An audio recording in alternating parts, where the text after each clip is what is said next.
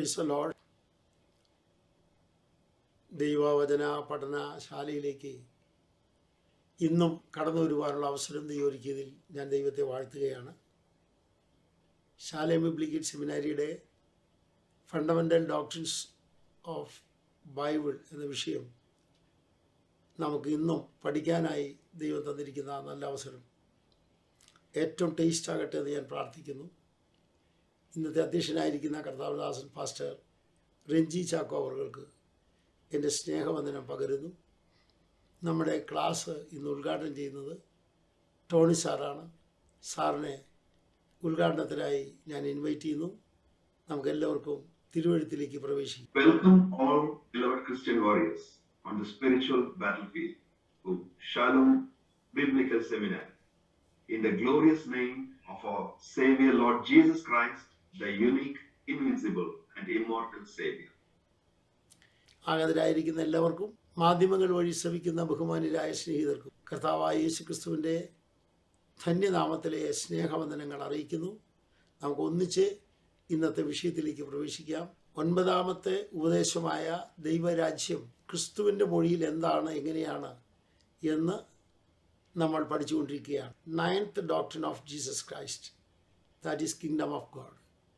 നമുക്ക് വായിക്കാം. Tony sir. Kingdom, dual presentation. ദൈവരാജ്യം സംബന്ധിച്ച 2 പ്രയോഗങ്ങൾ ക്രിസ്തു ഒരുമിച്ച് പറയുന്നതാണ് ചിന്താർഹം. അതിലേക്ക് നമുക്കൊന്ന് കടക്കണം. കർത്താവ് തന്നെ അത് പറയുന്നു. അതെന്താണ് അതിൻ്റെ വ്യത്യാസം? അത് കൃത്യമായി ഇന്ന് നമുക്ക് ഗ്രഹിക്കേണ്ട സമയമാണ്. നമുക്കതിലേക്കൊന്ന് കടക്കാം. Praise God. ഒന്നാമത്തേത് ലൂക്കോസ് 17:20 കാണുന്നത്. എഴുതി കഴിഞ്ഞിട്ട് സാറ് വായിക്കും, ലിസിയാൻ്റെ ആ വാക്യം വായിക്കും. Luke 17:20. The kingdom of God cometh not with observation. ലൂക്കോസ് 17:20 ദൈവരാജ്യം എപ്പോൾ വരുന്നു എന്ന് പരീശന്മാർ ചോദിച്ചതിന് ദൈവരാജ്യം കാണത്തക്കവണ്ണമല്ല വരുന്നത്. ദൈവരാജ്യം കാണത്തക്കവണ്ണം അല്ലാതെ വരുന്ന വരവുണ്ട്. കാണില്ല, വരുന്നത് നമ്മൾ അറിയില്ല, വന്ന ശേഷമാണ് അറിയുന്നത്. ആ വരവ് ഏതാണ്? അത് സംബന്ധിച്ച് ബൈബിൾ നമുക്ക് തരുന്ന ചിന്തകൾ ഏതാണ്? നമുക്കതിലേക്കൊന്ന് പ്രവേശിക്കാം. Praise the Lord. ആ വാക്യം നമുക്കൊന്ന് വായിക്കാം ഒന്നുകൂടെ ഇംഗ്ലീഷിൽ. Luke chapter 17:20. The kingdom of God cometh not with observation. And not with observation ഒന്ന് ഹൈലൈറ്റ് ചെയ്ത് വെക്കുക നിങ്ങൾ. രണ്ടാമത്തേത് അതല്ല. അത് വരും മുമ്പ് നമുക്കിവിടെ മലയാളം എഴുതിയിട്ടുണ്ട്, വായിക്കാം. ദൈവരാജ്യം കാണത്തക്കവണ്ണമല്ല വരുന്നത്. ലൂക്കോസ് 17:21, 10:11. ആ വാക്യങ്ങൾ പിന്നീട് വായിക്കും. ഇതും കൂടെ നമ്മൾ കണ്ട ശേഷം എഴുതിയിട്ട് വായിച്ചാൽ മതി. ഇതിൻ്റെ ഇംഗ്ലീഷും മലയാളവും വായിക്കണം. Mark chapter 9:1. Luke chapter 9:27.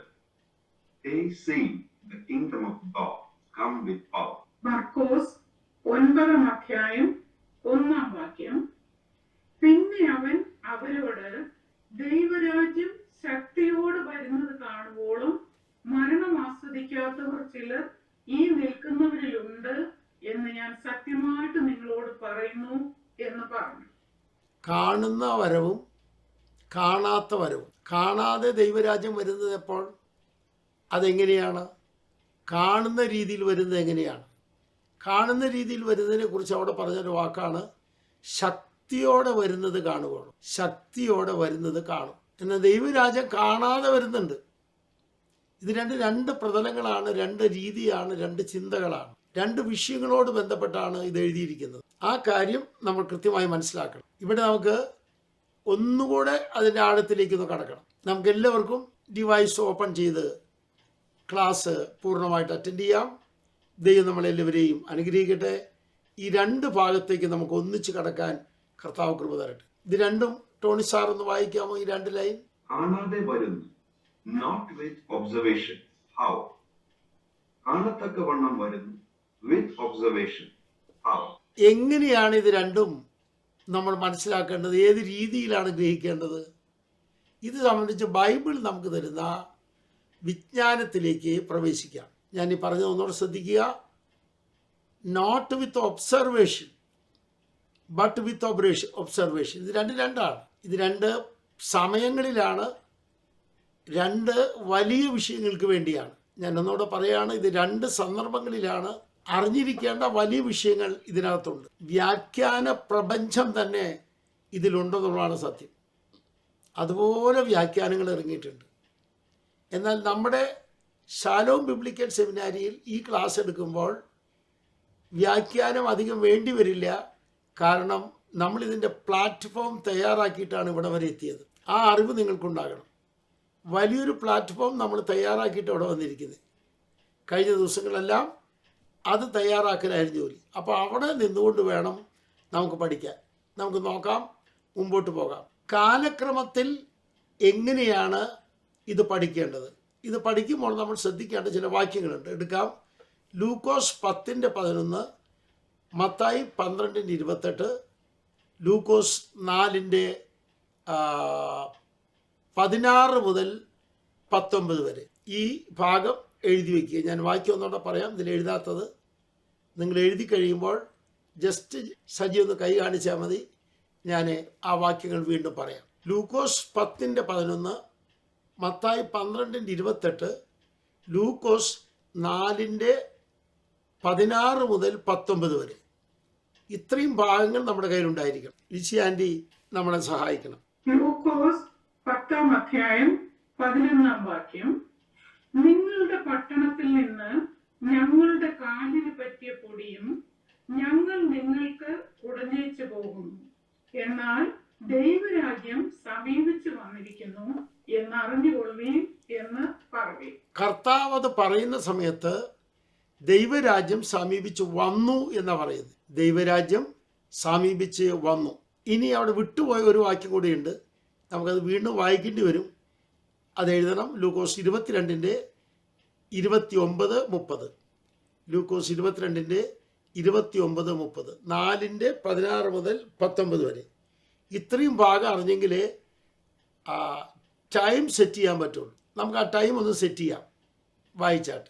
ലൂക്കോസ് 4:16 മുതൽ 19 വരെ. അതിലെ അവൻ വളർന്ന 16-ാം അധ്യായവും പിന്നീട് 18-19 വായിച്ചാൽ നമുക്ക് എളുപ്പമായി. ലൂക്കോസ് 4:16 അവൻ വളർന്ന നസ്രത്തിൽ വന്നു. ശബ്ബത്തിൽ തന്റെ പതിവ് പോലെ പള്ളിയിൽ ചെന്ന് വായിപ്പാൻ എഴുന്നേറ്റ് നിന്നു. അപ്പൊ നസ്രത്തിലെ സിന്നഗോഗിലാണ് ഈ കാര്യം കാണുന്നത്. നസ്രത്തിലെ സിന്നഗോഗിൽ. ഇത് യെരുശലേം പള്ളിയിലല്ല എന്ന കാര്യം അറിഞ്ഞിരിക്കണം. ഇത് നസ്രത്തിലെ സിന്നഗോഗിലെ കാര്യമാണ്. എങ്കിൽ നമുക്ക് നസ്രത്തിലെ സിന്നഗോഗിൽ കർത്താവ് വായിച്ചത് എന്താണ്? 18-19 വാക്യത്തിൽ 19 വായിച്ചാലും മതി. ലൂക്കോസ് 4:19 കർത്താവിന്റെ പ്രസാദ വർഷം പ്രസംഗിപ്പാനും എന്നെ അയച്ചിരിക്കുന്നു എന്ന് എഴുതിയിരിക്കുന്ന സ്ഥലം കണ്ടു. പ്രസാദ വർഷം ഉദ്ഘാടനം ചെയ്യുന്നത് അവിടെ വെച്ചാണ്. പ്രസാദ വർഷം ഉദ്ഘാടനം ചെയ്യുന്നത് അവിടെ വെച്ചാണ്. ഈ ഒരു അറിവ് നമുക്കുണ്ടായിരിക്കണം. അഥവാ സിന്നഗോഗിൽ വെച്ചാണ് പ്രസാദ വർഷം ഉദ്ഘാടനം ചെയ്യുന്നത്. ആ കാര്യം നമുക്കിവിടെ കാണേണ്ടതുണ്ട്. ഈ ലൈൻ ഒന്ന് സാറൊന്ന് വായിച്ചിട്ട് എഴുതിക്കൊള്ളു കേട്ടോ, ടോണി സാറേ. First stage of the acceptable time. Luke chapter 4 verse 19, 2 Corinthians chapter 6 verse 2, Matthew chapter 21 verse 43, Luke 22 verse 29, chapter 10 verse 9-11. ഇത്രയും വാക്യങ്ങളിൽ first stage of acceptable time, സുപ്രസാദ കാലത്തിൻ്റെ ഒന്നാമത്തെ സ്റ്റേജ് നമുക്ക് കൃത്യമായി കാണാം. അത് പഠിക്കേണ്ടതാണ് നമ്മൾ. ഞാൻ പറഞ്ഞ കാര്യം ഒന്നുകൂടെ പറയാം. സുപ്രസാദ കാലത്തിൻ്റെ ഒന്നാം ഭാഗം, ആ കാലത്തിൻ്റെ ഒന്നാം ഭാഗം നമ്മൾ ഈ വാക്യങ്ങളിൽ നിന്നാണ് പഠിക്കേണ്ടത്. അത് തെളിവായി വരുന്നുണ്ട് ആ വാക്യത്തിൽ. ഒന്നുകൂടെ പറയാം, ശ്രദ്ധിച്ചെഴുതുക. സുപ്രസാദ കാലത്തിൻ്റെ ആദ്യ ഭാഗം, ഒന്നാം ഭാഗം. അപ്പം സുപ്രസാദ കാലത്തിന് ഭാഗങ്ങളുണ്ടോ എന്ന് ചോദിച്ചാലുണ്ട്. അത് സംബന്ധിച്ച് നമ്മുടെ ഇവിടെ അറിവിൽ വരേണ്ടിയിരിക്കുന്നു. അതെങ്ങനെയാണെന്ന് അറിയണ്ടേ? നമുക്ക് നോക്കാം. സുപ്രസാദകാലം ഉദ്ഘാടനം ചെയ്തു. ഉദ്ഘാടനം ചെയ്ത ശേഷം നമുക്ക് അറിഞ്ഞിരിക്കേണ്ട കാര്യങ്ങളാണ്. 2 കൊരിന്ത്യർ 6:2 പലവട്ടം വായിച്ചതാണ്, അറിയാവുന്നതാണ്. എന്നാൽ മത്തായി 21:43 വായിച്ചതാണ്. പക്ഷെ അത് വായിക്കണം, വായിച്ചെങ്കിൽ നമുക്ക് മനസ്സിലാകും. മാത്യു ചാപ്റ്റർ 21:43 ലിസി ആൻറ്റി വായിച്ചിട്ട് വേണം നമുക്ക് മുമ്പോട്ട് പോകാൻ. മത്തായി 21:43 അതുകൊണ്ട് ദൈവരാജ്യം നിങ്ങളുടെ പക്കൽ നിന്നെടുത്ത് അതിന്റെ ഫലം കൊടുക്കുന്ന ജാതിക്ക് കൊടുക്കും എന്ന് ഞാൻ നിങ്ങളോട് പറയും. ആ വാക്ക് നിങ്ങൾ ശ്രദ്ധിക്കുക. യെരുശലേമിലെ പള്ളിയിൽ വെച്ച് കർത്താവ് പറയുന്ന വാചകാണിത്. ലൂക്കോസ് 4:19 അതല്ല, ഗലീലയിലെ സിന്നഗോഗിൽ വെച്ചാണ്. വളരെ ശ്രദ്ധിച്ച് എഴുതണം. ഗലീലയിലെ സിന്നഗോഗിൽ വെച്ചാണ് 4-ാം അധ്യായത്തിലെ വിഷയം. പക്ഷെ മത്തായി 21 വിഷയം ഗലീലയിലെ സിന്നഗോഗിലല്ല, അത് യെരുശലേം പള്ളിയിൽ വെച്ചാണ്. അപ്പൊ ഗലീലയിലെ സിന്നഗോഗിൽ വെച്ചാണ് സുപ്രസാദകാല ആരംഭ ഉദ്ഘാടനം നടത്തിയത്. അവിടെ മുതൽ മത്തായി 21:43 എന്ന് പറയുന്നത് ക്രിസ്തുവിൻ്റെ കഷ്ടാനുഭവം ആരംഭിക്കുന്നതിന് തൊട്ടു മുമ്പുള്ള പള്ളിയിലെ പ്രഖ്യാപനമാണ്. അതെന്താണ്? ദൈവരാജ്യം നിങ്ങളുടെ പക്കൽ നിന്നെടുക്കും. നിങ്ങൾ അഥവാ യഹൂദൻ്റെ കയ്യിൽ നിന്ന് എടുത്തിട്ട് ഫലം കൊടുക്കുന്ന ജാതിക്ക് കൊടുക്കുന്ന പറഞ്ഞത്. അത് കൊടുത്തത് എപ്പോഴാണ്? നമുക്ക് വായിക്കാം. 22:19 വാക്യം. 29 വാക്യം. ലൂക്കോസ് 22:29 29-30 വായിക്കണം ആൻറ്റി. ശരി. എന്റെ പിതാവ് എനിക്ക് രാജ്യം നിയമിച്ചു തന്നതുപോലെ ഞാൻ നിങ്ങൾക്കും നിയമിച്ചു തരുന്നു. നിങ്ങൾ എന്റെ രാജ്യത്തിൽ എന്റെ മേശയെങ്കിൽ തിന്നുകുടിക്കുകയും സിംഹാസനങ്ങളിലിരുന്ന് ഇസ്രായേൽ ഗോത്രം 12-നെയും ന്യായം വിധിക്കുകയും ചെയ്യും. ഇവിടെ കൃത്യമായി കർത്താവ് പറഞ്ഞൊരു വാചകമാണത്. ശ്രദ്ധിച്ചു നോക്കി, വളരെ കൃത്യമായൊരു വാചകമാണ്. എനിക്ക് പിതാവ് നിയമിച്ച് തന്നതുപോലെ നിങ്ങൾക്ക് നിയമിച്ച് തരുന്നു എന്നാണ്. തരും എന്നല്ല, അത് പ്രസന്റ് സിമ്പിളാണ്. നിയമിച്ച് തരും എന്നല്ല, നിയമിച്ച് തരുന്നു എന്നാണ്. ഈ ഒരു വലിയ അറിവിലേക്ക് നമ്മളിപ്പോൾ കയറി വരണം. അപ്പം ഇവിടെ നമ്മുടെ പഠനം കുറച്ചുകൂടെ വിശാലമാകുന്നു. അതെന്താ? ഗലീലയിലെ സിന്നഗോഗിൽ വെച്ച് സുപ്രസാദകാലം പ്രഖ്യാപനം ചെയ്ത് ആരംഭിച്ച ശേഷം യഹൂദന്റെ പള്ളിയിൽ, യെരുശലേമിലെ പള്ളിയിൽ വെച്ച് യേശു പറയുന്നു, നിങ്ങളുടെ കയ്യിൽ നിന്ന് ദൈവരാജ്യം എടുത്തു മാറ്റും. അപ്പൊ സുപ്രസാദ കാലത്തിന്റെ ആദ്യഘട്ടം ഏതാ? ഗലീലയിലെ പ്രഖ്യാപനം മുതൽ ഇതെടുത്തു മാറ്റുന്നത് വരെയുള്ള കാലം. ഗലീലയിലെ പ്രഖ്യാപനം മുതൽ എടുത്തു മാറ്റുന്നത് വരെയുള്ള കാലം. ആ എടുത്തു മാറ്റുന്നത് എപ്പോഴാ? പെസഹാ ദിവസമാണ് കർത്താവ് ഇത് പറയുന്നത്. എൻ്റെ കയ്യിൽ പിതാവ് തന്നിട്ടുണ്ട്, ആ തന്നത് നിങ്ങൾക്കിപ്പോൾ തരുന്നു എന്ന് പറയുന്നത് പെസഹാ ദിവസമാണ്. ഗലീലയിലെ സിന്നഗോഗിൽ നിന്ന് ആരംഭിച്ച് പ്രഖ്യാപിച്ച് അറിഞ്ഞതാണ് സുപ്രസാദ കാലം. അത് അവിടെ വെച്ചാണ് പ്രഖ്യാപിച്ചത്, അവിടെ വെച്ചാണ് ആരംഭിച്ചത്. ഗലീലയിലെ സിന്നഗോഗിൽ നിന്നാണ് ആരംഭിച്ചത്. അത് നമ്മുടെ മനസ്സിലിരിക്കണം. ഗലീലയിലെ സിന്നഗോഗിൽ നിന്നാണ് ഇത് ആരംഭിച്ചത്, സുപ്രസാദ കാലം. എന്നാൽ യെരുശലേമിലെ പള്ളിയിൽ വെച്ചാണ് യേശു കർത്താവ് അവസാനം പറയുന്നത്, ദൈവരാജ്യം നിങ്ങളുടെ കയ്യിൽ നിന്ന് എടുത്ത് ജാതിക്ക് കൊടുക്കുമെന്ന് പറയുന്നത് യെരുശലേം പള്ളിയിൽ വെച്ചാണ്. യെരുശലേം പള്ളിയിൽ വെച്ചാണ് ദൈവരാജ്യം നിങ്ങളുടെ കയ്യിൽ നിന്ന് എടുക്കും, യഹൂദന്റെ കയ്യിൽ നിന്ന് എടുക്കും, എന്നിട്ട് ഫലം കൊടുക്കുന്ന ജാതിക്ക് കൊടുക്കും എന്ന് പറയുന്നത് ഇവിടെ കൃത്യമാണ്. അത് പള്ളിയിൽ വെച്ചാണ്. പക്ഷെ നമ്മുടെ വിഷയം അവിടെയല്ല, കുറച്ചുകൂടെ മുമ്പോട്ട് പോകണം. ലൂക്കോസ് 22 പറയുന്ന കാര്യം പെസഹാ ദിവസമാണ് കർത്താവ് പറയുന്നത്. പെസഹാ ദിവസമാണ് രാജ്യം കൈമാറ്റം നൽകുന്നത് പെസഹാ ദിവസമാണ്. ഈ ഒരു വലിയ അറിവിലേക്ക് നമ്മൾ വരണം. അഥവാ ദൈവരാജ്യം യഹൂദന്റെ കയ്യിൽ നിന്ന് കൈമാറുന്നു. ശിഷ്യന്മാർക്ക് ഏൽപ്പിക്കുന്നു. ഏകദേശം 3 വർഷത്തിന്റെ വിടവ് ഇവിടെ കാണാം. ഏകദേശം 3 വർഷത്തിന്റെ വിടവ്. അപ്പൊ സുപ്രസാദ കാലത്തിലെ ആദ്യത്തെ 3 വർഷം, ദൈവരാജ്യത്തിന്റെ സ്ഥിതി, the state of the kingdom of God എന്താണ് എന്ന് നമ്മളിവിടെ കണ്ടുകൊണ്ടിരിക്കുകയാണ്. അതിലേക്കാണ് നമ്മുടെ വിഷയം വരുന്നത്.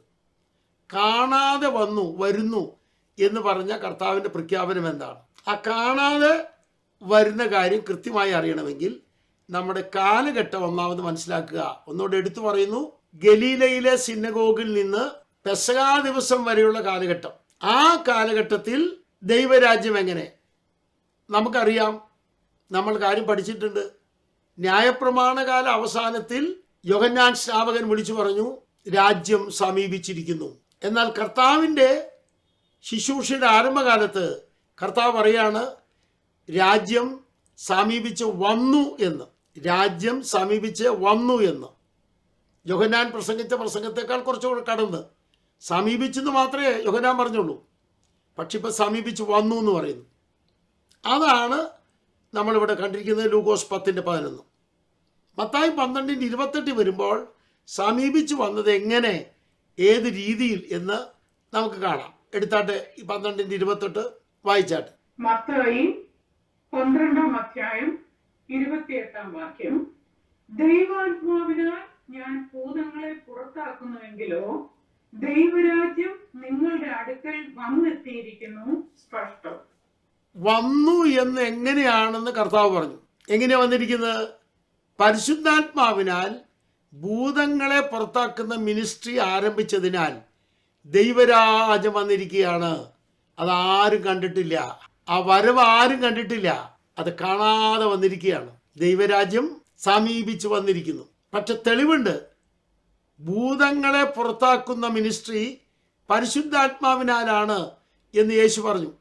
അപ്പോൾ തെളിവുണ്ട്, കൃത്യമായി തെളിവുണ്ട്. ഭൂതങ്ങളെ പുറത്താക്കുന്നതിനാൽ, അത് പരിശുദ്ധാത്മാവിനാൽ പുറത്താക്കുന്നതിനാൽ ദൈവരാജ്യം വന്നിരിക്കുകയാണ്. ഇതെന്തുകൊണ്ടാണ് ഇങ്ങനെ പഠിക്കുന്നത്? പെന്തക്കോസ്ത് നാളിലാണ് പരിശുദ്ധാത്മാവ് വന്നത് എന്ന് ഒരു വലിയ പഠനം നമ്മുടെ ഇടയിൽ നിലവിലുണ്ട്. തെറ്റാണത്. പെന്തക്കോസ്ത് നാളിൽ പരിശുദ്ധാത്മാവ് വന്നിട്ടുണ്ട്, പക്ഷെ ദൈവരാജ്യം വന്നിട്ടില്ല. ദൈവരാജ്യം വന്ന ചരിത്രം പെന്തക്കോസ്ത് നാളിലില്ല. പരിശുദ്ധാത്മാവ് വന്ന കാര്യമുണ്ട്. പരിശുദ്ധാത്മ സ്നാനം നടന്നിട്ടുണ്ട്, പരിശുദ്ധാത്മ അഭിഷേകം നടന്നിട്ടുണ്ട്, ഇതൊക്കെ നടന്നിട്ടുണ്ട്. പക്ഷെ ദൈവരാജ്യം വന്നിട്ടില്ല. അപ്പം നമ്മൾ എഴുതേണ്ടത് പെന്തക്കോസ്ത് നാളിലല്ല കൈമാറിയത്. പെന്തക്കോസ്ത് നാളിലല്ല കൈമാറിയത്. ഇത് നമ്മൾ എഴുതണം. കൈമാറിയത് പെസഹാ ദിവസമാണ്. സമാപന പെസഹാ ദിവസമാണ് കൈമാറിയത്. ഈ ഒരു തികഞ്ഞ അറിവ് നമുക്കുണ്ടായിരിക്കണം. എല്ലാവരും മനസ്സിലാക്കി എന്ന് ഞാൻ കരുതുന്നു. ചോദിക്കാം രഞ്ജി പാസ്റ്റർ. ദൈവരാജ്യം പെസഹായുടെ ദിവസമാണ് കൈമാറിയതെന്ന് പറഞ്ഞു. യേശു ശിഷ്യന്മാരെ അയക്കുമ്പോൾ അവിടെ അവർ വന്നിട്ട് പറയുന്നു, ഭൂതങ്ങളെ ഞങ്ങൾക്ക് കീഴടങ്ങുന്നു. അപ്പോൾ അന്നേരം കൈമാറ്റം നടന്നിട്ടില്ലേ? പറയാം. അന്നേരം ശുശ്രൂഷ ആരംഭിച്ചിട്ടുണ്ട്. പക്ഷെ ദൈവരാജ്യം ഔദ്യോഗികമായി കൈമാറിയത് പെസഹാ ദിവസമാണ്. സുപ്രസാദകാലം വന്നു എന്നതിൻ്റെ ഏറ്റവും വലിയ തെളിവാണ് ഈ മിനിസ്ട്രി ആരംഭിച്ചിരിക്കുന്നത്. കർത്താവ് ഇവിടെ ഭൂമിയിലുണ്ട്. കർത്താവ് ഭൂമിയിലുള്ളപ്പോഴാണ് പരിശുദ്ധാത്മാവും ശക്തിയും മുഖാന്തരം ഭൂതങ്ങളെ പുറത്താക്കുന്ന മിനിസ്ട്രി ആരംഭിച്ചത്. ഒന്നുകൂടെ ഞാൻ പറയാം, നിങ്ങൾ ശ്രദ്ധിച്ചെഴുതുക. കർത്താവ് ഭൂമിയിലുള്ളപ്പോഴാണ് പരിശുദ്ധാത്മാവിനാലും ശക്തിയാലും ഭൂതങ്ങളെ പുറത്താക്കുന്ന മിനിസ്ട്രി ആരംഭിച്ചിട്ടുള്ളത് കർത്താവാണ്. അവർ രാജാവാണ് അത് ചെയ്തത്. പരിശുദ്ധാത്മാവിനാലും ശക്തിയാലും ഭൂതങ്ങളെ പുറത്താക്കുന്ന മിനിസ്ട്രി ആരംഭിച്ചത് ക്രിസ്തുവാണ്. അത് സ്വർഗരാജ്യം, ദൈവരാജ്യം ഇവിടെ വന്നു എന്നതിൻ്റെ തെളിവാണ്. എന്നാൽ ദൈവരാജ്യത്തിൻ്റെ ആധിപത്യം ശിഷ്യന്മാർക്ക് കൈമാറിയ കാര്യമാണ് ഇവിടെ പറയുന്നത്. ദൈവരാജ്യത്തിൻ്റെ ആധിപത്യം ശിഷ്യന്മാർക്ക് കൈമാറിയത് പെസഹാ ദിവസമാണ്. ഈ ഒരു വലിയ അറിവ് നമുക്കുണ്ടാകണം. ദൈവരാജ്യത്തിൻ്റെ ആധിപത്യം, the dominion of the kingdom of God, hand over ചെയ്യുന്നത് പെസഹാ നാളിലാണ്. ആ അറിവ് നമ്മൾ കൃത്യമായിട്ട് എഴുതി വെക്കണം. എന്നാൽ ദൈവരാജ്യം വന്നു എന്നതിൻ്റെ തെളിവാണ് ക്രിസ്തു ഭൂതങ്ങളെ പുറത്താക്കിയത്. ദൈവാത്മാവിനാൽ ഭൂതങ്ങളെ പുറത്താക്കിയത് ദൈവരാജ്യം വന്നു എന്നതിൻ്റെ തെളിവാണ്. രണ്ട് കാര്യമാണ് കേട്ടോ, എഴുതിക്കോളൂ. ദൈവരാജ്യം വന്നു എന്നതിൻ്റെ തെളിവാണ് ക്രിസ്തു പരിശുദ്ധാത്മാവിനാൽ ഭൂതങ്ങളെ പുറത്താക്കിയത്. അത് ഹാൻഡ് ഓവർ ചെയ്തതിൻ്റെ തെളിവല്ല, ആധിപത്യം കൈമാറിയതിൻ്റെ തെളിവല്ല. ഇപ്പോൾ നിങ്ങൾക്ക് എല്ലാവർക്കും മനസ്സിലായി എന്ന് ഞാൻ കരുതുന്നു. നമ്മൾ ഇതിൽ എഴുതിയിരിക്കുന്നത് ഒന്ന് വായിച്ച്, ലൂക്കോസ് 10:11 വാക്യം. ലൂക്കോസ് 10:11 വാക്യം. എല്ലാവരും ബൈബിൾ വായിക്കണം. ലൂക്കോസ് 10-ാം അധ്യായം 11-ാം വാക്യം. നിങ്ങളുടെ പട്ടണത്തിൽ നിന്ന് ഞങ്ങളുടെ കാലിന് പറ്റിയ പൊടിയും ഞങ്ങൾ നിങ്ങൾക്ക് ഉടഞ്ഞേച്ചു പോകുന്നു. എന്നാൽ ദൈവരാജ്യം സമീപിച്ചു വന്നിരിക്കുന്നു എന്നറിഞ്ഞുകൊള്ളുവീൻ എന്ന് പറവേ. 10-ാം അധ്യായത്തിന്റെ ആദ്യ ഭാഗം ഒന്ന് വായിച്ച് ആൻറ്റി. 10-ാം അധ്യായത്തിന്റെ ആദ്യ ഭാഗം 1-ാം വാക്യം 2-ാം വാക്യം ഒന്ന് വായിച്ച്. ലൂക്കോസ് 10-ാം അധ്യായം 1-2 വാക്യങ്ങൾ. അനന്തരം കർത്താവ് വേറെ 70 പേരെ നിയമിച്ചു. താൻ ചെല്ലുവാനുള്ള ഓരോ പട്ടണത്തിലേക്കും സ്ഥലത്തിലേക്കും അവരെ തനിക്ക് മുമ്പായി ഈരണ്ടായി അയച്ചു. 9-ന്റെ പറഞ്ഞത് മതി. 9-ന്റെ 1 ശ്രദ്ധിക്കാൻ വേണ്ടിയാ പറയുന്നത്. നിങ്ങളുടെ പഠനം നന്നായി ആഴത്തിൽ വരട്ടെ. ലൂക്കോസ് 9-ാം അധ്യായം 1-ാം വാക്യം. അവൻ 12 അടുക്കൽ വിളിച്ചു, സകല ഭൂതങ്ങളുടെ മേലും വ്യാധികളെ സൗഖ്യമാക്കുവാനും അവർക്ക് ശക്തിയും അധികാരവും കൊടുത്തു. 9-ാം അധ്യായത്തിൽ 12 പേരെ ശുശ്രൂഷയ്ക്ക് നിയമിക്കുന്ന വിധമാണ്. 10-ാം അധ്യായത്തിൽ 70 പേരെ നിയമിക്കുന്ന വിധമാണ്. ആ നിയമിക്കുന്ന സമയത്ത് ഭൂതങ്ങളെ പുറത്താക്കുന്ന മിനിസ്റ്റർ കൊടുത്തു. ഭൂതങ്ങളെ പുറത്താക്കുന്ന മിനിസ്റ്റർ കൊടുത്തു. ഒന്നുകൂടെ ഞാൻ പറയാം. 9-ാം അധ്യായത്തിൽ 12 പേർക്ക് മിനിസ്ട്രി, 10-ാം അധ്യായത്തിൽ 70 പേർക്ക് മിനിസ്ട്രി. അവർക്കത് കൊടുക്കുമ്പോൾ ഭൂതങ്ങളെ പുറത്താക്കാൻ അധികാരം കൊടുത്തു. എന്നിട്ടാ പറയുന്നേ ദൈവരാജ്യം വന്നിരിക്കുന്നു എന്ന് നിങ്ങൾ അറിവീൻ. 12ഉം 70 പേർക്ക് ഭൂതങ്ങളെ പുറത്താക്കാനുള്ള അധികാരവും ശക്തിയും നൽകിയിട്ട് പറയുകയാണ് ദൈവരാജ്യം വന്നു എന്ന് നിങ്ങൾ അറിവീൻ. അത് കാണാതെ വന്നിരിക്കുന്ന 12 പേരെയും 70 പേരെയും ഭൂതങ്ങളെ പുറത്താക്കാനുള്ള അധികാരം കൊടുത്തയച്ചു. അതിനു മുമ്പ് കർത്താവ് അത് കാണിച്ചു തന്നു. എന്നിട്ട് പറയുകയാണ് ദൈവരാജ്യം വന്നിരിക്കുന്നു എന്ന് അറിവീൻ. എങ്ങനെ? അത് കാണത്തക്കവണ്ണമല്ല വന്നിരിക്കുന്നത്. നമ്മുടെ പോയിന്റ് അതാണ്. കാണത്തക്കവണ്ണമല്ല. കാണത്തക്കവണ്ണം അവനെ അറിഞ്ഞിട്ടില്ല. അവരറിഞ്ഞിരുന്നെങ്കിൽ പിന്നെ അത് കർത്താവ് വിശദീകരിക്കണ്ടല്ലോ. കാണത്തക്കവണ്ണമല്ല വന്നിരിക്കുന്നത്. നമ്മുടെ പോയിന്റ് അതാ. എഴുതൂ. കാണത്തക്കവണ്ണമല്ല വന്നിരിക്കുന്നത്. അങ്ങനെയാണെങ്കിൽ അവർ അറിഞ്ഞേനെ. ഇവിടെ വളരെ വിലപ്പെട്ട ചിന്തയാണ്. അപ്പോൾ ക്രിസ്തുവിൻ്റെ കാലത്ത് ഏകദേശം 3 വർഷത്തോളം ദൈവരാജ്യത്തിൻ്റെ അനുഭവം എഴുതിക്കോളൂ. ക്രിസ്തുവിൻ്റെ കാലത്ത് ഏകദേശം 3 വർഷത്തോളം ദൈവരാജ്യ അനുഭവം കാണത്തക്കവണ്ണം വന്നതല്ല. കാണത്തക്കവണ്ണം വന്നതല്ല. അറിഞ്ഞിരിക്കേണ്ട കാര്യം തൊട്ടു മുമ്പ് എഴുതിയ കാര്യം കൂടെ ശ്രദ്ധിക്കുക. അവിടെ ആധിപത്യം കൈമാറിയിട്ടില്ല. ആധിപത്യം കൈമാറിയിട്ടില്ല. ആധിപത്യം കൈമാറുന്നത് പെസഹായുടെ ദിവസം. ആധിപത്യം കൈമാറുന്നത് പെസഹായുടെ ദിവസം. ഈ ഒരു അറിവ് നമുക്കുണ്ടാവണം. തികച്ചും ഈ അറിവ് നമ്മളെ ഭരിക്കണം. ചോദിച്ചോളൂ ജോസഫ് പാസ്റ്റർ. അപ്പൊ പാസ്റ്റർ ഈ പറഞ്ഞതിൽ നിന്ന് ഈ ഭൂതങ്ങളെ പുറത്താക്കുന്നതാണോ ദൈവരാജ്യം വന്നതിന്റെ തെളിവ്? അങ്ങനെയാണെങ്കിൽ മറ്റ് മന്ത്രവാദികളും മറ്റും ഭൂതോച്ചാടനം നടത്തുന്നുണ്ട്. 28-ാം വാക്യം വായിച്ചപ്പോൾ ജോസഫ് പാസ്റ്റർ ബൈബിൾ ശ്രദ്ധിച്ചില്ല. ചോദ്യം വന്നേ. 28-ാം വാക്യം വായിച്ചപ്പോൾ ബൈബിൾ ശ്രദ്ധിക്കണമെന്ന് ഞാൻ പറയാൻ കാരണം അതാണ്. ദൈവാത്മാവിനാൽ ഭൂതങ്ങളെ പുറത്താക്കുന്നുവെങ്കിൽ മറ്റൊരു ഭൂതങ്ങളെ പുറത്താക്കി ദൈവാത്മാവിനാലല്ല. ദൈവാത്മാവിനാൽ ഭൂതങ്ങളെ പുറത്താക്കുന്നുവെങ്കിൽ ദൈവരാജ്യം വന്നിരിക്കുന്നു. ഈ ഒരു വലിയ അറിവിലേക്ക് നമ്മൾ ഉയരണം. നമ്മളെല്ലാവരും കൃത്യമായിട്ട് ഈ വലിയൊരു അറിവിലേക്ക് ഉയരണം. അപ്പം ഞാൻ ഒന്നുകൂടെ പറയുന്നു. സുപ്രസാദ കാലത്തിൻ്റെ ആദ്യത്തെ സ്റ്റേജ് ഏകദേശം ഒരു 3 വർഷത്തോളം ദൈവരാജ്യം ഇവിടെ നിലവിൽ വന്നിട്ടുണ്ട്. അത് കാണാതെ വന്ന വരവാണ്. കാണാതെ വന്ന വരവാണ്. ഇതാണ് നമ്മൾ തെളിയിച്ചത് ഈ സ്ലൈഡിൽ നിന്ന്. വന്നത് എങ്ങനെയെന്ന് വ്യക്തമാണ്. ദൈവാത്മാവിനാൽ ഭൂതങ്ങളെ പുറത്താക്കുന്നതിനാൽ എന്ന് കർത്താവ് പറഞ്ഞിരിക്കുന്നു. അത് തെളിവായി വന്നിരിക്കുകയാണ് ഇപ്പോൾ. ഇനി നമുക്ക് അടുത്ത സ്ലൈഡിലേക്ക് പോകുമ്പോൾ ഈ ഒരു വലിയ അറിവ് നമുക്കുണ്ടായിരിക്കണം. അപ്പം ദൈവരാജ്യത്തിൻ്റെ ആധിപത്യം കൈമാറിയത് എടുത്തു പറയുകയാണ്. കൈമാറിയത് പെസഹാ ദിവസമാണ്. അതും നമ്മുടെ മനസ്സിൽ ഊന്നി നിന്നെങ്കിലേ ഇനി ഇവിടെ നിങ്ങളുടെ പഠനം കൃത്യമായി പോകുകയുള്ളൂ. ഇതും കൂടെ വായിക്കാം. ഇത് നമ്മൾ പറഞ്ഞ കാര്യമാണ്. നിങ്ങളുടെ അറിവിൽ രേഖാമൂലം വന്നോട്ടെ എന്ന് കരുതി. Matthew chapter 21 verse 43, Luke 22 verse 29. Hand over the kingdom at the Passover night. ഇത് നിങ്ങൾ എഴുതി വയ്ക്കുക വേഗം. ഈ സ്ലൈഡിലെ കാര്യം സ്പഷ്ടമായിരിക്കുന്നു. സജി എഴുതി കഴിഞ്ഞെങ്കിൽ ഓക്കെ. ഇത് മാറ്റുന്നു. ഇപ്പം നമ്മൾ കാലക്രമത്തിൽ ദൈവരാജ്യത്തിൻ്റെ സ്ഥിതി യേശുവിൻ്റെ വാക്കുകൾ എന്ത് എന്നതിൻ്റെ അടുക്കാണ് പഠിച്ചുകൊണ്ടിരിക്കുന്നത്.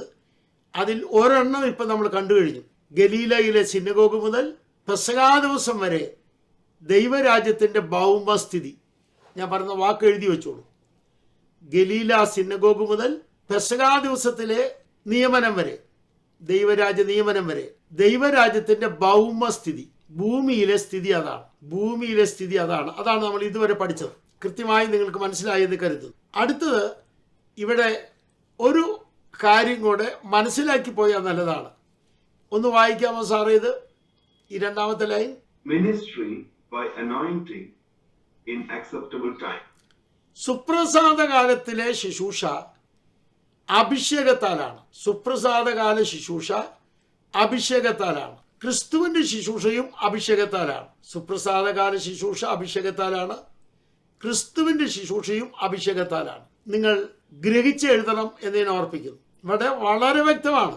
സുപ്രസാദകാലം ഉദ്ഘാടനം ചെയ്ത് ക്രിസ്തു അഭിഷേകത്താൽ ഭൂതങ്ങളെ പുറത്താക്കി. ഇപ്പോൾ ശിഷ്യന്മാരും പ്രൈസ് ദി ലോർഡ് അതാണ് ചെയ്യാൻ പോകുന്നത്. ഇവിടെ നമുക്ക് അല്പം കൂടെ നിങ്ങൾക്ക് കാണാനുണ്ടോ? ഇതാണ് നമ്മൾ പഠിച്ചുകൊണ്ടിരുന്നത്. ഇപ്പോൾ നമ്മൾ കാണുന്നത് സുപ്രസാദ കാലത്തിലെ അഭിഷേകം, ദൈവരാജ്യ മിനിസ്ട്രി എന്ന വിഷയത്തെ എങ്ങനെ ബോധ്യപ്പെടാൻ കഴിയും. അത് കൃത്യമായി ശ്രദ്ധിക്കാം. ദൈവാത്മാവിനാൽ ഭൂതങ്ങളെ പുറത്താക്കുന്നു എന്നും ലൂക്കോസ് വായിക്കുമ്പോൾ ദൈവത്തിൻ്റെ ശക്തി കൊണ്ട് ഭൂതങ്ങളെ പുറത്താക്കുന്നു എന്നും കാണാം. ഈ രണ്ട് പ്രയോഗങ്ങൾ കൃത്യമായി ലിസിയാൻറ്റി വായിച്ച് കേൾപ്പിക്കുക. മത്തായി 12:28 ദൈവാത്മാവിനാൽ ഭൂതങ്ങളെ പുറത്താക്കും. ലൂക്കോസ് 11:20 ദൈവത്തിന്റെ ശക്തി കൊണ്ട് ഭൂതങ്ങളെ പുറത്താക്കും. അപ്പോൾ ആത്മാവിനാലും ശക്തിയാലുമാണ് ഈ മിനിസ്ട്രി നടക്കുന്നത്. ആത്മാവിനാലും ശക്തിയാലുമാണ് ഈ മിനിസ്ട്രി നടക്കുന്നത്. ഈ ഒരു അറിവ് നമുക്കുണ്ടാകണം. നിങ്ങൾക്ക് കാര്യം ഗ്രാഹ്യമായി എന്ന് ഞാൻ കരുതുന്നു. അതെന്താണെന്ന് നമുക്ക് നോക്കാം. നമ്മുടെ സാറ് വായിക്കട്ടെ. Acts chapter 10 verse 38. Anointing, Holy Spirit and power.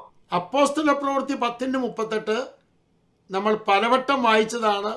പക്ഷെ ഒരു കാര്യം തെളിയുകയാണ്.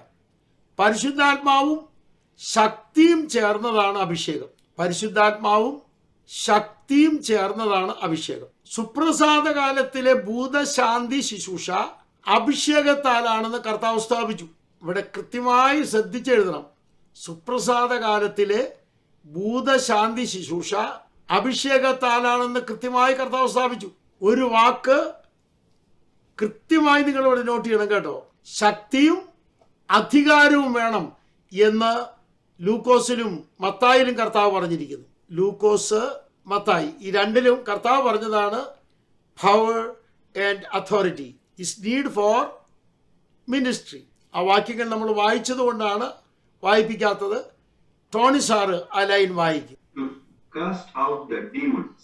Luke chapter 10 verse 1, 9 verse 1, Matthew chapter 10 verse 1, power and authority. Ranji പാസ്റ്റർക്ക് ചോദിക്കാം. രഞ്ജി പാസ്റ്റർ ചോദിച്ചു. യേശു ഭൂമിയിലായിരിക്കുമ്പോൾ അവർക്ക് പരിശുദ്ധാത്മാവിനാൽ ഭൂതങ്ങളെ പുറത്താക്കാൻ അധികാരം കൊടുത്തു. ആ സമയത്ത് അവർക്ക് ശക്തി കൊടുത്തിരുന്നു. ഞാൻ ഒന്നുകൂടെ പറയുന്നു. ലാസ്റ്റ് ലൈൻ വായിച്ച്, ലാസ്റ്റ് ലൈൻ എന്ന് വായിച്ച് ശിഷ്യന്മാർക്ക് കൊടുത്തത് അതാ. ക്രിസ്തുവിൽ ഉണ്ടായിരുന്നത് പരിശുദ്ധാത്മാവിനാലും ശക്തിയാലും ഭൂതങ്ങളെ പുറത്താക്കുന്ന അത് കർത്താവിൽ ഉണ്ടായിരുന്നതാണ് പരിശുദ്ധാത്മാവിനും ശക്തിയാലും. എന്നാൽ ക്രിസ്തുവിൻ്റെ കാലത്ത് ശിഷ്യന്മാർക്ക് നൽകിയത് എന്ത് എന്നൊരു ചോദ്യം വരും. വരുന്നതിന് ഉത്തരമാണ് ലാസ്റ്റ് ലൈൻ. ആ ലാസ്റ്റ് Power and authority. പവറും അതോറിറ്റിയും കൊടുത്തിട്ടാണ് ഭൂതങ്ങളെ പുറത്താക്കിയത്. അപ്പോൾ ഇത് എഴുതുമ്പോൾ ഞാൻ പറയുന്നൊരു വാചകമുണ്ട്, നിങ്ങൾക്കത് എഴുതാം. ഞാൻ കഴിഞ്ഞ സമയത്ത് പറഞ്ഞെങ്കിലും ആ വാചകം ഒന്നുകൂടെ പറയാൻ പോവുകയാണ്. ഇവിടെ നമുക്കൊരു കൃത്യമായ ഡെഫിനിഷൻ വേണം. ഇനി പറയുന്നത് AB എന്ന് എഴുതിയാൽ നിങ്ങൾക്ക് സദാകാലത്തേക്ക് ഉപകാരമായിരിക്കും. ദൈവരാജ്യം സമീപിച്ചു വന്നു എന്നതിൻ്റെ തെളിവ്. ദൈവരാജ്യം സമീപിച്ചു വന്നു എന്നതിൻ്റെ തെളിവ് ക്രിസ്തു പരിശുദ്ധാത്മാവിനാലും ശക്തിയാലും ഭൂതങ്ങളെ പുറത്താക്കുന്നതാണ്.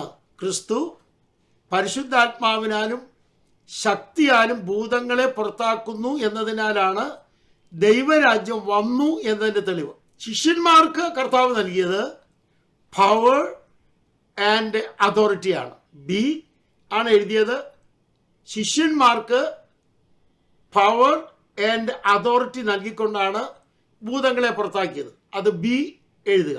ഓക്കെ, ചോദിച്ചോളൂ. ശിഷ്യന്മാർക്ക് യേശു ഭൂമിയിലുള്ള സമയത്ത് തന്നെ ഈ പവറും അതോറിറ്റിയും കൊടുത്തെങ്കിൽ പിന്നെ അവരോട് ഈ ശക്തിക്കായിട്ട് കാത്തിരിക്കാൻ പറയും. യോഹന്നാന്റെ സുവിശേഷം 20-ാം അധ്യായത്തിലാണ് കർത്താവ് അവർക്ക് ഊതിയിട്ട് പരിശുദ്ധാത്മാവിന് കൊടുത്തു. കർത്താവ് ഊതിയിട്ട് അവർക്ക് പരിശുദ്ധാത്മാവിനെ കൊടുത്തു 20-ാം അധ്യായത്തിൽ. എന്നാൽ കർത്താവ് പറഞ്ഞിരുന്നു, എന്നേക്കും നിങ്ങളോടുകൂടി ഇരിക്കേണ്ടതിന് പരിശുദ്ധാത്മാവിനെ പിതാവിൽ നിന്ന് വാങ്ങിച്ച് ഞാൻ നിങ്ങൾക്ക് തരും. എന്നേക്കും നിങ്ങളോടുകൂടി ഇരിക്കേണ്ടതിന് പിതാവിൽ നിന്ന് വാങ്ങിച്ച് പരിശുദ്ധാത്മാവിനെ നിങ്ങൾക്ക് തരും. യോഹന്നാൻ 14 മുതൽ 17 വരെയുള്ള അധ്യായങ്ങൾ. താൽക്കാലിക ടൈം ഞാൻ പറഞ്ഞിരുന്നു, ഏകദേശം 3 കൊല്ലം അല്ലെങ്കിൽ 3.5 കൊല്ലം. ആ കൊല്ലത്തിലെ കാര്യം മാത്രമാണ് ഇവിടുത്തെ വിഷയം. അത് ഞാൻ കൃത്യമായിട്ട് പറഞ്ഞു. The first stage of acceptable time പറയുക മാത്രമല്ല എഴുതിയിട്ടുണ്ടായിരുന്നു. ആ ടൈമിലെ കാര്യമാണ് കഴിഞ്ഞ സ്ലൈഡ് പഠിച്ചത്. സുപ്രസാദകാലം മുഴുവനുള്ള മിനിസ്ട്രിയുടെ കാര്യമല്ല, സുപ്രസാദകാലം മുഴുവനുള്ള ശുശ്രൂഷയുടെ കാര്യമല്ല എന്ന് കൃത്യമായി നമ്മൾ തെളിയിച്ചിരുന്നു. എന്നാൽ ഇവിടെ ചില കാര്യങ്ങൾ ഞാൻ പറയേണ്ടിയിരിക്കുന്നു. സംശയം തീരുകയും വേണം, അറിവ് വികാസത്തിലെത്തുകയും വേണം. ഞാൻ ഈ പറയുന്ന കാര്യങ്ങൾ കൃത്യമായിട്ട് ശ്രദ്ധിക്കുക.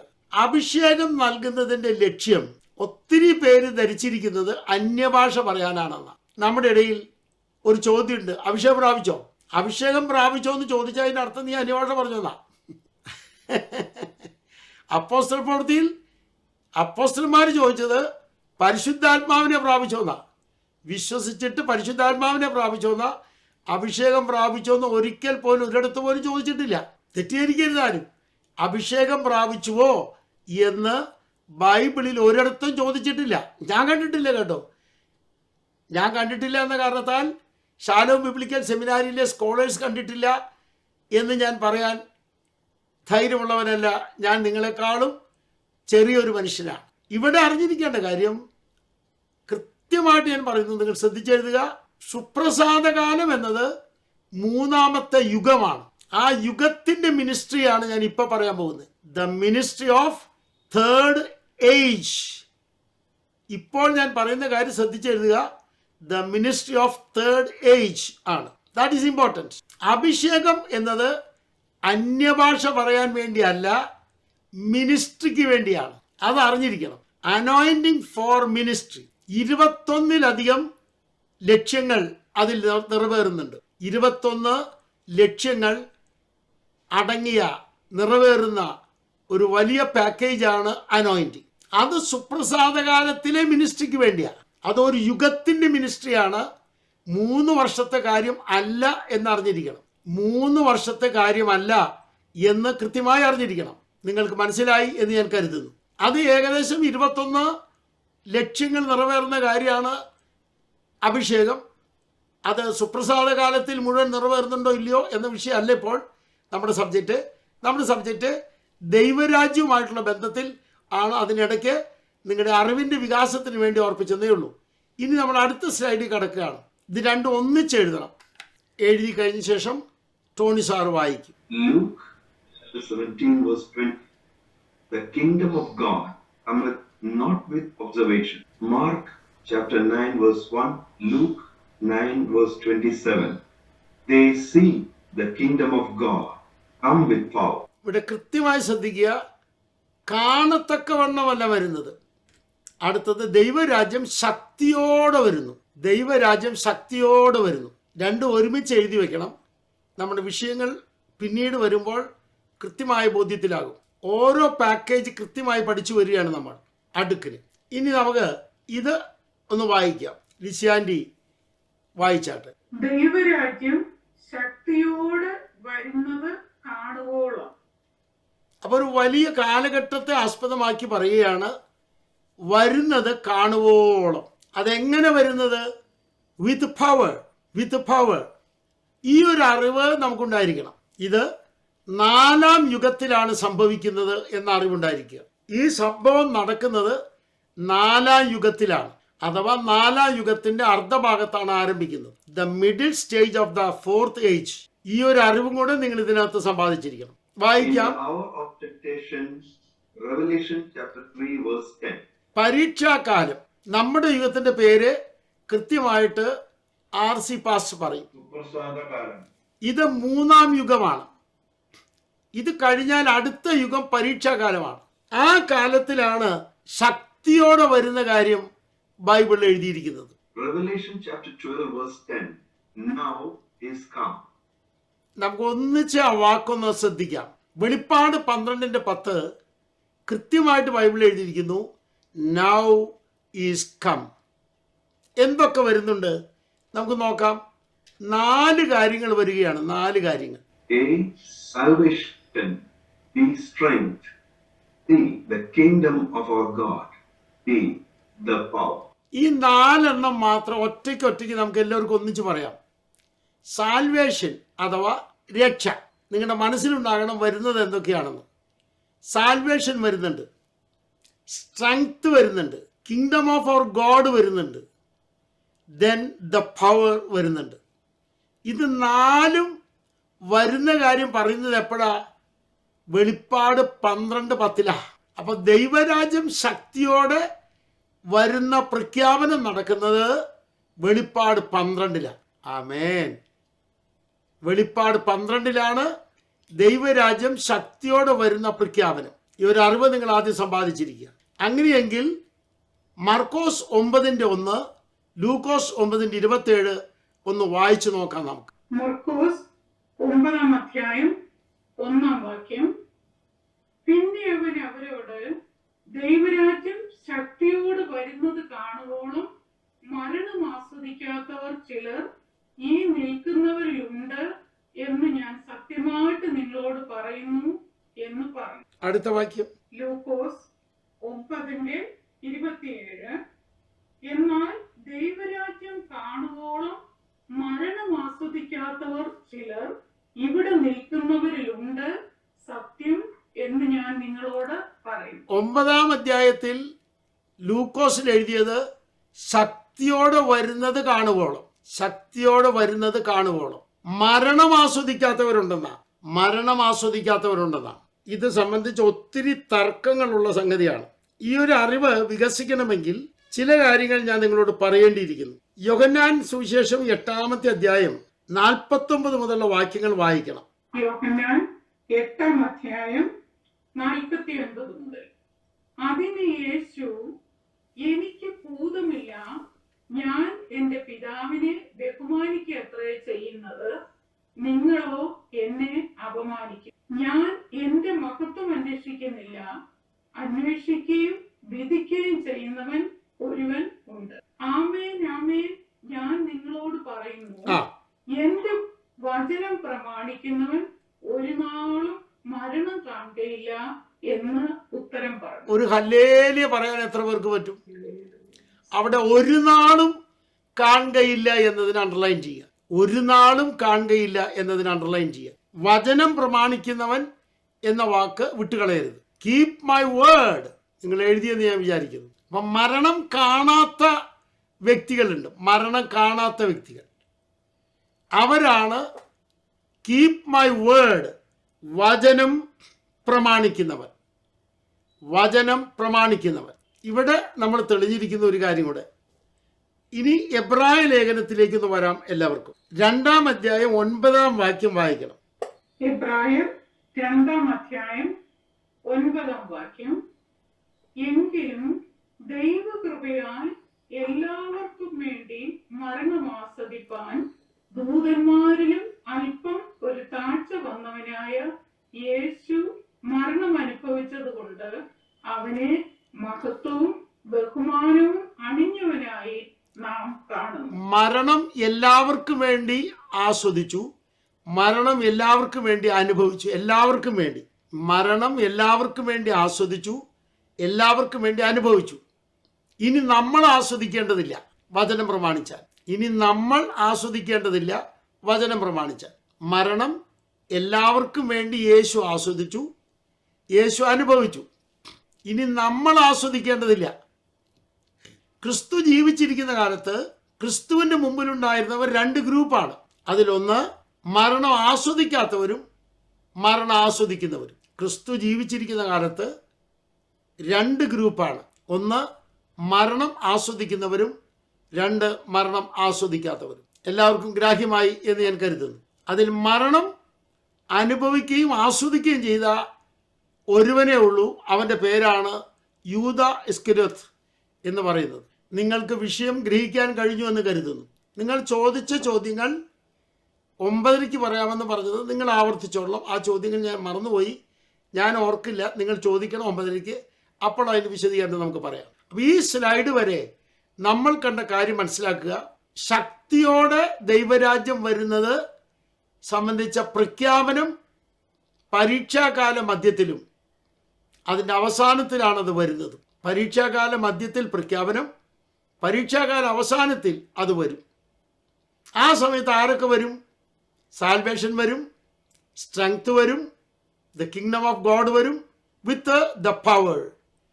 അപ്പോൾ കർത്താവ് പറഞ്ഞ പ്രഖ്യാപനം കൃത്യമായിട്ട് 4-ാം യുഗത്തിൽ സംഭവിക്കും എന്നുറപ്പുള്ളവർ എത്ര പേരുണ്ട്? ഒരു ബുദ്ധിമുട്ടും കൂടാതെ ഈസി ആയിട്ട് പഠിക്കാൻ പറ്റി. മുൻ എഴുതിയിരിക്കുന്നതൊക്കെയും നമുക്ക് വേണ്ടിയാണെന്ന് എഴുതിയിരിക്കുന്നത്. ആ വാക്യം ഒന്ന് വായിച്ചേ ലിസി ആൻറ്റി.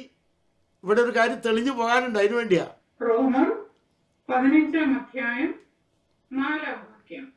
എന്നാൽ എഴുതിയിരിക്കുന്നതൊക്കെയും നമ്മുടെ ഉപദേശത്തിനായിട്ട് നമുക്ക് തിരുവെഴുത്തുകളാൽ ഉളവാകുന്ന സ്ഥിരതയാലും ആശ്വാസത്താലും പ്രത്യാശ ഉണ്ടാകേണ്ടതെന്ന് തന്നെ എഴുതിയിരിക്കുന്നു. ഒന്നോടെ ലിസി ആൻറ്റി ഒന്ന് വായിച്ചേ, ശ്രദ്ധിച്ച എല്ലാവരും. മുൻ എഴുതിയിരിക്കുന്നതൊക്കെയും. അപ്പൊ പഴയ നിയമം മുഴുവനും എന്തിനു വേണ്ടി?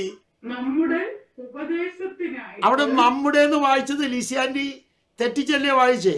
ഇസ്രായേലിൻ്റെ എന്നല്ലേ എഴുതണ്ടേ വായിക്കേണ്ടത്? അല്ല, നമ്മുടെ. ആ ചിന്ത ആദ്യം നമുക്കുണ്ടാകണം. നമ്മുടെ ഉപദേശത്തിനായിട്ട്. 2, നമുക്ക് തിരുവെഴുത്തുകളാൽ ഉളവാകുന്ന സ്ഥിരതയാലും. അപ്പോ നമുക്ക് തിരുവെഴുത്തുകളാൽ ഉളവാകുന്ന സ്ഥിരതയ്ക്ക് വേണ്ടി. അപ്പൊ പഴയ നിയമം നമ്മൾ വായിക്കണമെന്നും പഠിക്കണമെന്നും പഠിപ്പിക്കണമെന്നും സ്പഷ്ടമാണ്. അത് നമ്മുടെ സ്ഥിരതയ്ക്കും ആശ്വാസത്തിനും പ്രത്യാശയ്ക്കും വേണ്ടിയാണ്. ആമേൻ. ഈ ഒരു അറിവ് നമുക്ക് എല്ലാവർക്കും ഉണ്ടാകണം. ഒരു സ്തോത്രമൊക്കെ പറയാൻ സന്തോഷമുണ്ടോ? പഴയ നിയമത്തിലെ പ്രവചനങ്ങൾ നിറവേറി കഴിഞ്ഞോ? അപ്പോൾ വായിക്കണോ? നിറവേറി കഴിഞ്ഞിട്ടില്ല. അപ്പം എന്താണ് പഴയ നിയമത്തിൽ നമുക്ക് വേണ്ടാത്തത്, എന്താണ് വേണ്ടത് എന്ന് കൃത്യമായി പുതിയ നിയമത്തിൽ എഴുതിയിട്ടുണ്ട്. ഇത് ഞാൻ പറയുന്നത് നമ്മുടെ ഇവിടുത്തെ വിഷയം അതൊന്നുമല്ല. ദൈവരാജ്യത്തിൻ്റെ കാലക്രമ പ്രവേശനമാണ് നമ്മുടെ പഠനം. കാലക്രമ പ്രവേശനം. അപ്പോൾ ഒരു ചുരുക്കത്തിൽ ഞാൻ പറയുന്നത് ഇനി വേണമെങ്കിൽ എഴുതി വെച്ചോളൂ. 1, ന്യായപ്രമാണ യുഗത്തിൽ ദൈവരാജ്യം അതിൻ്റെ ആധിപത്യം. ന്യായപ്രമാണ യുഗത്തിൽ ദൈവരാജ്യം അതിൻ്റെ ആധിപത്യം ദാവീദിനും കുടുംബത്തിനും ഇസ്രായേലിനും നൽകി. ദാവീദിനും കുടുംബത്തിനും ഇസ്രായേലിനും നൽകി. 2, യോഹന്നാന്റെ മരണത്തോടെ ന്യായപ്രമാണ യുഗത്തിൽ ഇല്ലാത്ത ദൈവരാജ്യ പ്രദർശനം കയറി വന്നു. ന്യായപ്രമാണ യുഗത്തിൽ ഇല്ലാത്ത ദൈവരാജ്യ പ്രദർശനം കയറി വന്നു. അത് സുപ്രസാദ കാല ആരംഭത്തിലാണ്. അത് പരിശുദ്ധാത്മാവിനാലും ശക്തിയാലും ഭൂതങ്ങളെ പുറത്താക്കുന്നതിനാൽ, അത് പരിശുദ്ധാത്മാവിനാലും ശക്തിയാലും ഭൂതങ്ങളെ പുറത്താക്കുന്നതിനാൽ വന്നു എന്ന് യേശുക്രിസ്തു സ്ഥിരീകരിച്ചു. വന്നു എന്ന് യേശുക്രിസ്തു സ്ഥിരീകരിച്ചു. ഏകദേശം 3 വർഷം ആ വന്ന നിലയിൽ ക്രിസ്തു ജീവിച്ചിരിക്കുമ്പോൾ അത് പൂർണ്ണമായി നടപ്പിലാക്കി. അന്ന് ദൈവരാജ്യം കാണാതെ വന്നു. അന്ന് ദൈവരാജ്യം കാണാതെ വന്നു. അന്ന് ദൈവരാജ്യം കാണാതെ വന്നു. കർത്താവ് അത് വെളിപ്പെടുത്തിയത് ആത്മാവിനാലും ശക്തിയാലുമാണ്. കർത്താവ് അത് വെളിപ്പെടുത്തിയത് ആത്മാവിനാലും ശക്തിയാലുമാണ്, അഥവാ അഭിഷേകത്താലാണ്. അടുത്തത് പെസഹ ദിവസം ദൈവരാജ ആധിപത്യം യഹൂദന്റെ കയ്യിൽ നിന്ന് പറിച്ചു മാറ്റിയ ശേഷം നൂതന അനുഭവം ആധിപത്യത്തോടെ കൈമാറി. അത് സുപ്രസാദ കാലത്തിൽ തുടരുന്നു. ഇതാണ് ഇന്ന് നമ്മൾ പഠിച്ചത്.